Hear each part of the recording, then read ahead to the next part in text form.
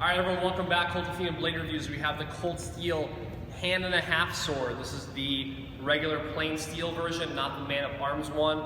We've got a diamond cross section on this blade. Super nice as far as that goes. Do some specs on it, some up close looks, and of course, do some cut testing as well. Let's get to it. All right, overall length, a little bit over 46 inches all the way from the pommel. See a very decorative pommel here, super good for grip. We'll talk about that in a minute. And we have a 36-inch blade. This is a double-edged sword, got a thick tip to it, as you can see. Kind of stays relatively the same, tapers a little bit toward the tip of it. Diamond cross section as well. All right, the blade also comes with a wood cord leather wrap scabbard. We have the steel accent here right next to the guard. Yep, and then we flip this upside down. We've got also the tip right here. Boom. So something to be mindful of with this, because the actual inside of the scabbard is wood lined. There's not much retention here, so you definitely don't want to hold this upside down because that's all the retention you have. Make sure that you're either crossing it at the forefinger with a full grip, or you're just holding it with two hands. Anything you do, just don't flip it over. So very much complements the construction on the leather wrapped handle. Notice the fine stitching, very tightly. There's not any tackiness to it. I don't have any black leather on my hand or anything like that. Pretty solid as far as that goes.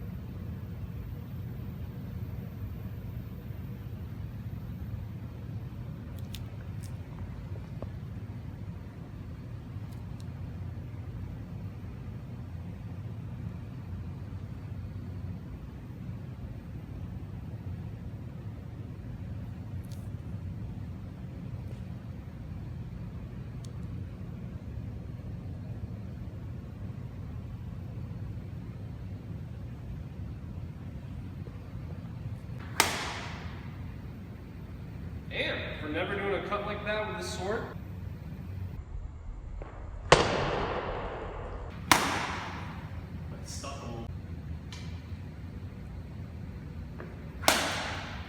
Noticing with the diamond cross section is like when you get a good pull on the cuts, this little bump right here, if you're not familiar with what that is, that's actually helping, especially on that upward cut as you come through, the rising cut. Super good, and the handle is not slipping at all. So I'm noticing that as well. Feels really solid in the hand.